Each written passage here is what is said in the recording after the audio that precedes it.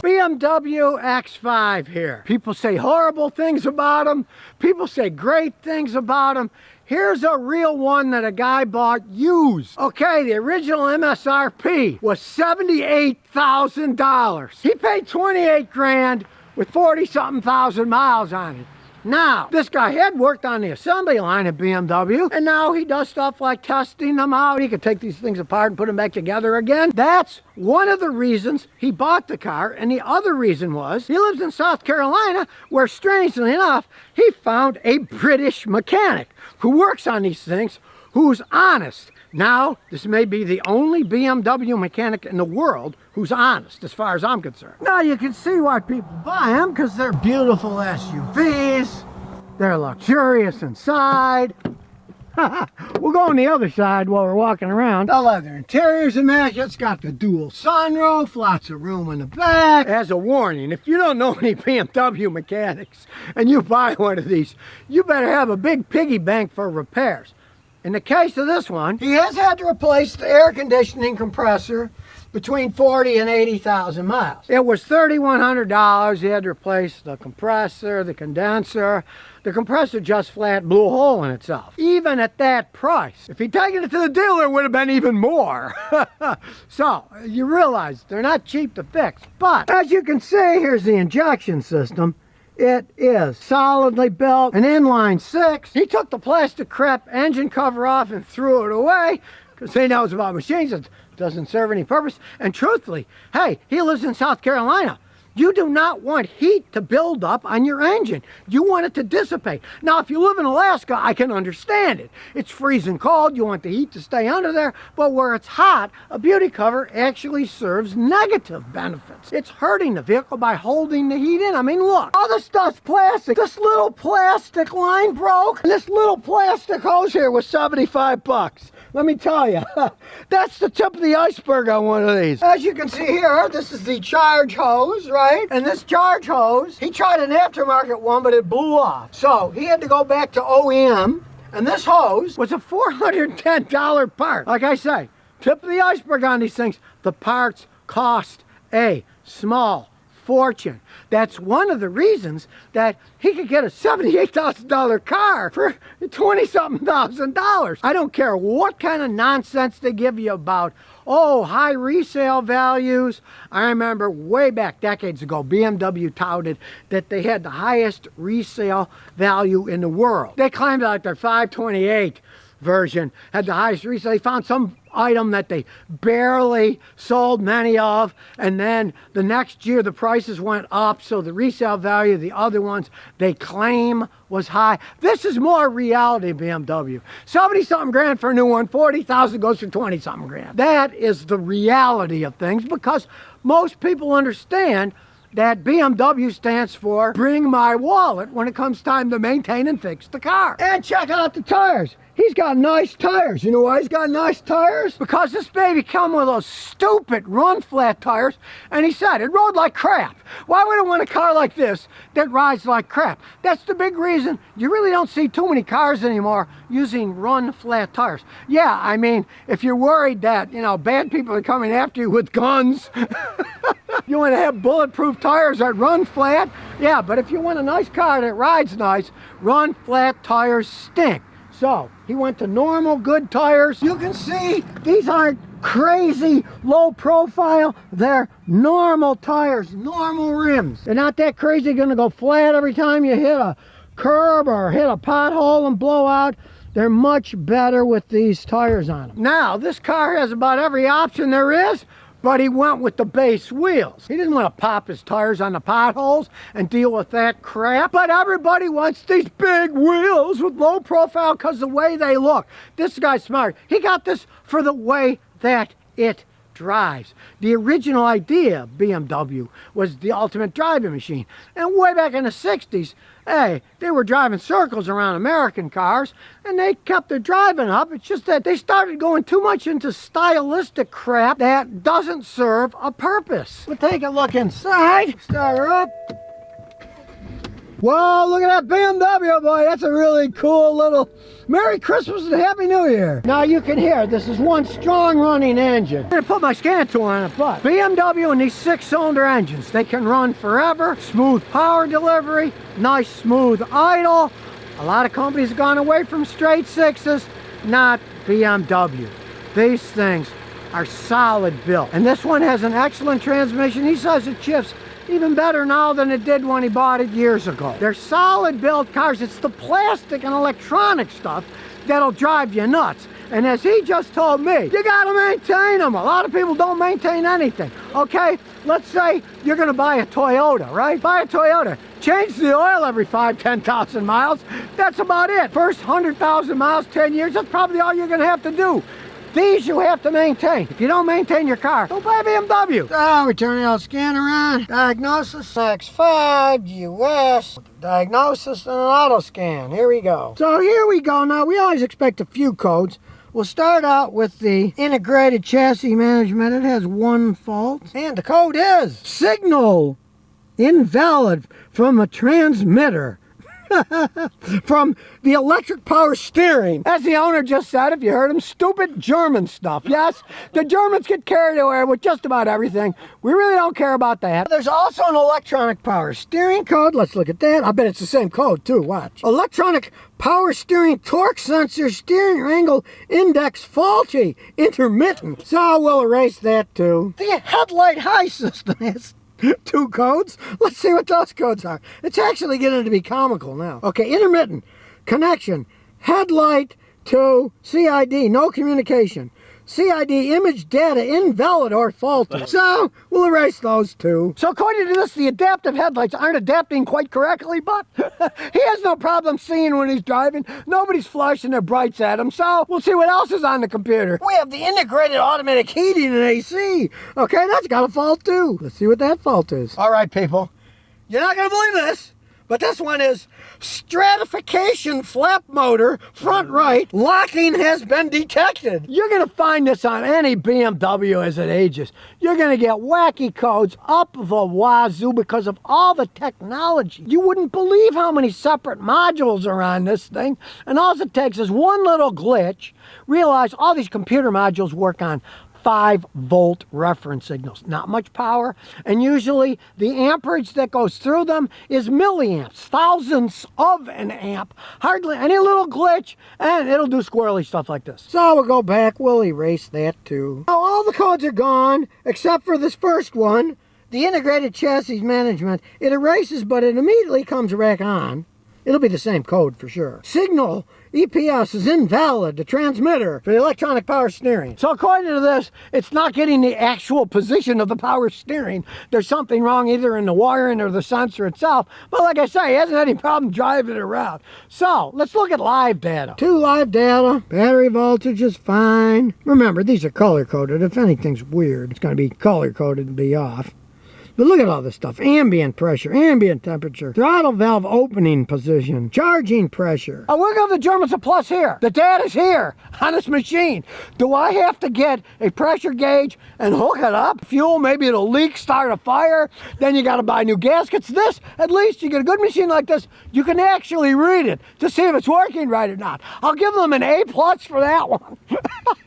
And check this out. Variable camshaft timing exhaust position with engine running. It's running. It is 4.06, 4.22. It moves around a little. Kerbalwinkles means crank angle.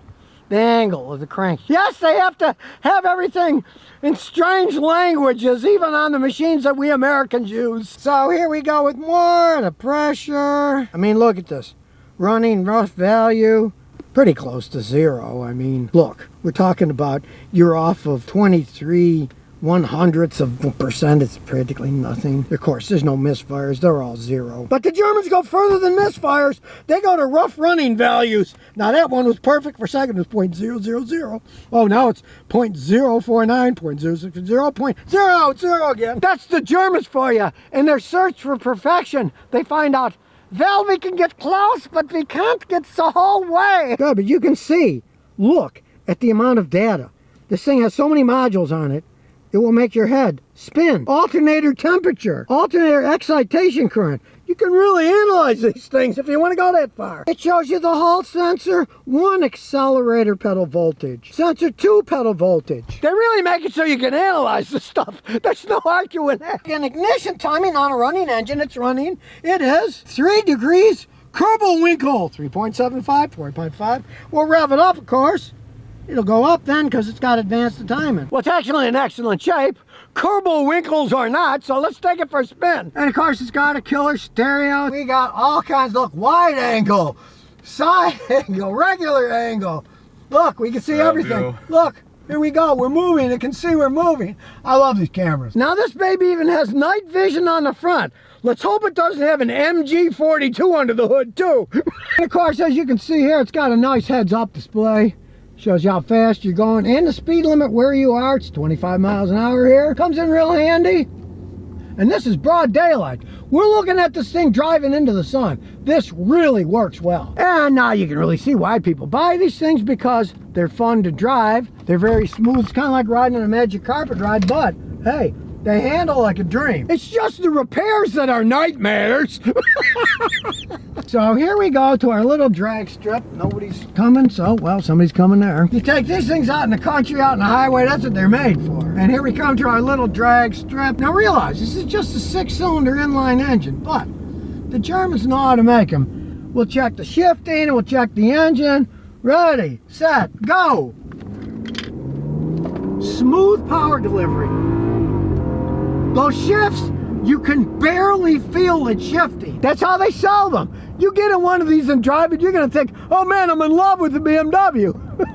But it may be one of those love affairs that doesn't last over time, and after you divorce your 5th wife, you might wonder, gee, maybe I should stay away from those things. This has got 81,000 miles on it now, but hey, it really don't have anything wrong with it at all, other than all that crazy German nonsense, angle, this, that, and everything else. It steers fine. It drives fine. Look at that passing gear. You can pass people in this, and the engine just keeps ticking. They're pretty quiet inside. We'll come to a stop. The only thing I can hear is the fan. It's on low. That's all I can hear is the fan on low. Smooth as can be. These 6-cylinder engines, that's what they're made for. Smooth power. Now, gas mileage, not so much. He gets around 20 miles a gallon, but this is an all-wheel drive vehicle, too. It's heavy, and it's fast. So, you know, you can't whine about 20 miles a gallon if you're going to drive something like this and have some fun in it. It's not made for gas mileage. That's one of the reasons that straight 6 engines really aren't that much around, because they do use a bit more fuel than a V6 configuration will. And one of the reasons he went for the 6-cylinder was because he didn't want the V8, because he knows about BMWs. He works for him. And he knows the valve stems on the V8s go bad. You got to pull the engines.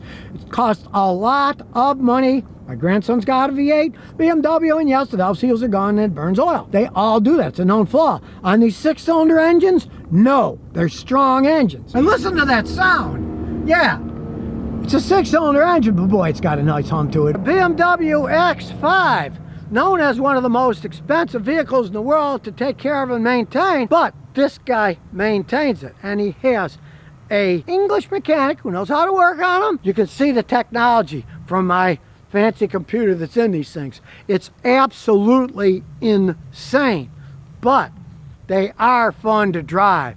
The engines are solid, the transmissions are solid. Just realize you got to maintain them, and you're gonna have to find yourself a mechanic like he did, the English guy, who understands. Guy like me with equipment that can actually see what's going on, understand how to fix these things, because they are so complex. All right, here we have a V10 Audi. Now, you always think these things are money pits. They can often be big money pits. For the original owner, it certainly was, because when it was brand new, this baby sold for $79,000. But he bought this beautiful looking car for $8,900. Now that's one heck of a loss to take on a car. And it shows you the image they have. People always say to me, Scotty, those Audis look so good, and there's so many of them for cheap prices. Well, there's a reason for that, baby. A big reason. But this guy knows cars. He's owned this thing for 4 years, and he's only put $2,500 into it. So he's smart. He knows a mechanic, knows what he's doing, and isn't ripping him off. But the main reason people buy these cars is under the hood. A 5.2 liter V10, smooth, screaming motor. They have quality transmissions. These things are a dream to drive. And this baby's got 195,000 miles on it and still runs pretty good. Now, his friend though, she followed him with her Lexus because she said if the Audi broke down, they'd have a way back to New York. It's never actually stranded him. He said once he got a spike in a tire, but it made it back to the shop and he fixed it. For him, it's been a good car. Now you got to consider, he paid like what? 1/12 of what it originally cost. So he doesn't have that much money to lose, even if it went down in flames. You know? Now he lives out in the country in New York, but this is all-wheel drive. And he says he's never been stuck. And it's still got a key because it's an older one. Now this engine is still humming along. Come on, it's a V10. It's going to be smooth, right? Now, of course, it's the last of the dinosaurs. This year, they say they're not going to be making any more V10 engines at Audi because, of course, they can't meet the European pollution requirements. And they say they're going to go to electric. Who knows what's going to happen with this? There's limited production cars anyway. People went for bigger engines for more power. Now, you can get the same amount of power out of a four-cylinder engine if you really want to oof it up, but this thing still runs fine. For the money he put into it, he can't complain. Now, an average person knows nothing about cars, doesn't have a friend who's a mechanic. You're just asking for trouble buying one of these things. But he isn't. He's having fun with it. In the winter, he never gets stuck with the all-wheel drive. But let's get my computer out and see what it says. Now we're inside. You can see man was not lying. It's got 195,000 miles on it. Diagnostics here. We'll do auto VIN. And here we go. Topology, and we're going to scan it all. It's going to go through the whole car. And while it is, we'll check it out. I like it because it's still got a regular old gear shift on it. Not some just electronic. You got a real gear shift, which I like. Black and silver interior. Leather seats are still in excellent shape. Big old sunroof. 11 trouble codes so far. Does have an electric parking brake. Pretty early car to have that, but it does. I don't like them, but got a nice amount of space in here. Now, so there are 20 trouble codes. Intelligent diagnosis. There are all the codes. Steering angle sensor, voltage supply, terminal 30. Right side marker lamp, open circuit. Tuner not enabled, activated. Power supply to terminal 30, voltage too low. Read DTC memory of ABS, implausible signal from anti-lock braking. Driver's front airbag crash sensor is faulty. Front passenger airbag crash sensor faulty. Combination comfort data bus, no signal. Alarm horn, error in circuit for the alarm horn. Of course, here's the tip of the bucket. Here, there's more. Function limitation due to insufficient voltage. Engine control module, those are more important codes anyway. We'll do 2 trouble codes. Sporadic, the worst code you want.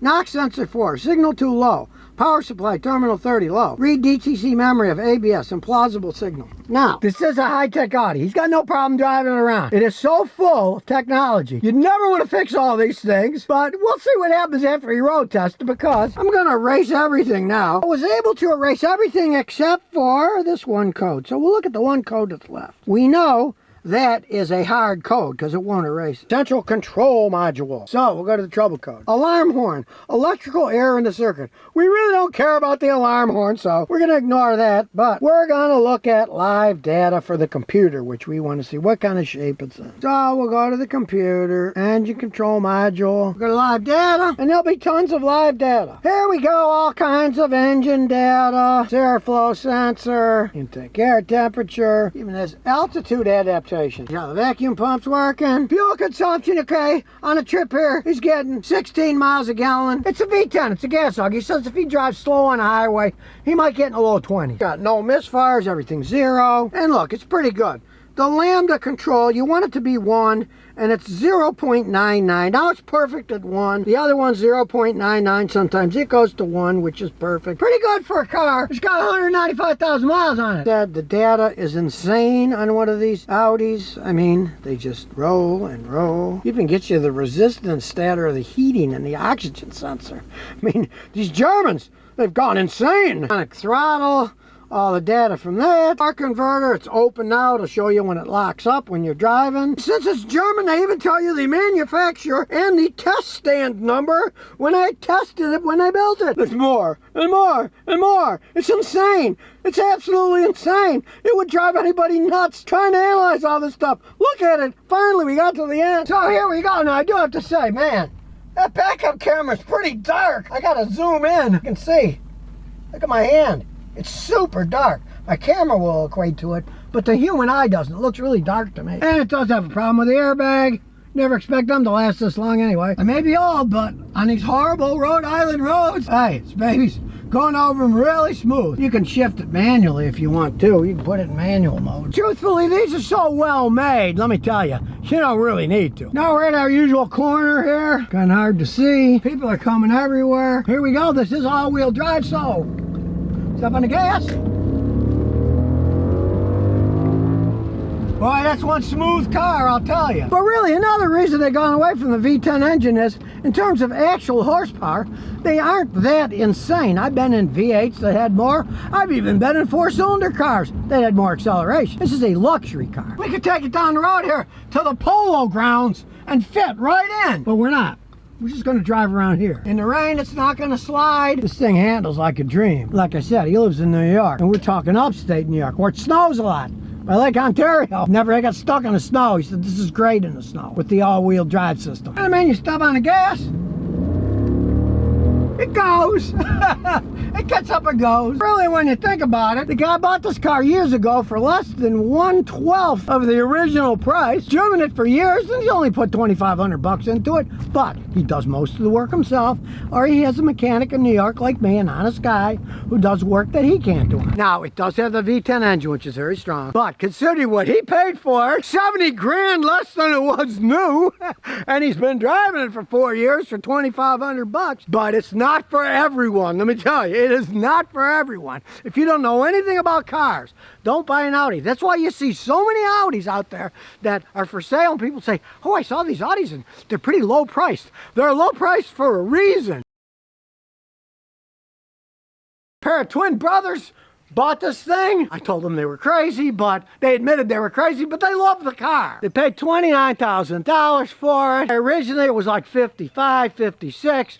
So they got a good deal. Plus, it came from Texas. It's in Jersey now, but it came from Texas. It doesn't have any rust on it. It could have been worse. They could have bought a Fiat. In the United States, there's 300-something Fiat dealers left. And last year, they sold less than 600 Fiats, meaning that each one didn't even sell 2 cars. I don't know how they stay in business. They're going to be gone. Probably like a bunch of the electric cars. They'll probably go away too when nobody buys the stupid things over time. But Alfa Romeo, they sold maybe 13,000, 14,000 cars last year. Not that many cars. They got like 180 dealers or something. It's a very limited thing, like it's always been. But you got to understand one thing about this Alfa. It's got a German automatic transmission in it. It's a ZF 8-speed. One of the best transmissions out there. So, the one thing that's the absolute worst on any Italian car ever made were their horrible automatic transmissions. Because, of course, the Italians, hey, speed, we want to go fast. And they got standard trannies, manual, and the real race ones. The guy that really want to drive them around want the manual transmissions. And their automatic transmissions, including Fiat and Alfa, they're absolute garbage. This is a ZF. It is an excellent transmission. They sell like 3.5 million of those trannies worldwide. Some of the Jeeps have them. You see them all over the place. And they are excellent transmissions. So you can take that off your checklist. You don't have to worry that it's a crappy Italian transmission. It's made by Germans. Under the hood of this one, it's a 4-cylinder engine.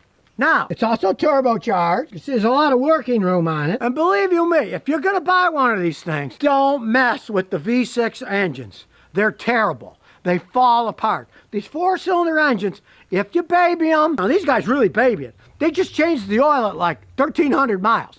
They are taking care of this thing. They're really taking care of it. And they're not driving it much. They said maybe 3,000 miles a year. And in that case, hey, it could last some time because it doesn't have that many miles on it yet. Just like the Slingshot, it's a sometimes driver, right? You don't buy this thing and drive it 30,000 miles a year, right? And you don't buy the Alfa and drive it 30,000 miles a year either, unless you want endless money pit bills. Things will start breaking. Now the tranny won't because it's well made. The engine certainly would. And to give you an example, this headlight went back. It worked, but that automatic following didn't work. They had a warning light. Now, these guys are smart. They paid for this extended warranty. They didn't want to fix it, but they went to another place, and they got to fix it, okay? So replacing this headlight, $2,300 bucks. And this isn't like my wife's Matrix where you could go aftermarket, get a pair of beautiful ones for 60 bucks and look the same, you know. These things are expensive. Plus, they had to wait a month for it to come from Italy. I guess it was on a slow boat from Italy. Italian car, so it's a good looking car. They always make good looking stuff. And as you can see inside, of course, it's got leather seats, nice interior. You know, it's a beautiful looking car. There's no arguing that. A lot of room in the back seat. It's got a push button start, so let's check it out. No, he hasn't messed with the exhaust, so it's a pretty tame exhaust. Have the ZF 8-speed automatic. Well, of course, it's got the giant paddle shifters too, if you want to shift it yourself. And being a ZF Austrian transmission, they shift great with those paddle shifters. It's not like some of these American ones that you shift them, you wait, there's a lag, they don't accelerate. This is just like a standard transmission. It shifts quick. If you want to play around with the shifting or you want to leave it the way it is, there's nothing wrong with that whatsoever. It's a 4-cylinder engine, but since it's got the turbocharger on it, it puts out 280 horsepower and 306 pound-feet of torque. So it's a very zippy little 4-cylinder engine. It goes 0 to 60 in 5.4 seconds. So it's got plenty of oomph. Now that does it in 4.9, but you don't get doors or anything. Plus, here's the funny thing. It gets better gas mileage than this thing does. You got 29 miles a gallon driving from Jersey to Rhode Island here, right? And they're going 75 miles an hour, all right? If I drove that Slingshot 75 miles an hour, I have 16 miles a gallon. I'm not making this up. And if you rev it up high, it gets about 4. It's not a gas mileage machine, it's a toy for driving around. And they actually paid about $10,000 less than this.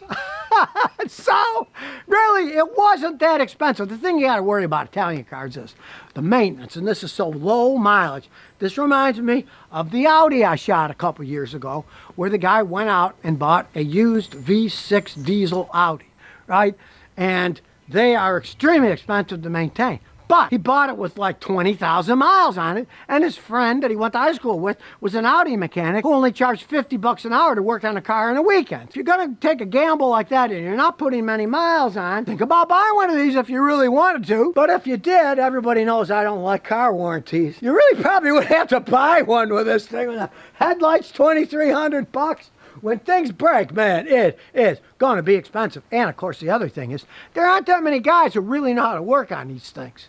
You know, there's only a certain amount of dealerships out there. They've been to some of the dealerships where they treat you, they're such snobs, you know, like, ew, it's beneath us to change your oil, you know? I'm going to be changing fluids on this thing. Transmission fluid, differential fluid, and they bought the fluids and parts. They bought the fluids at the dealer, and it was 877 bucks for this tiny amount of parts. So, realize it's going to cost you a fortune if you have somebody else doing the work. That's still 877 bucks for the fluids and the parts you need to do it. So, they are not cheap cars to maintain by any stretch of the imagination.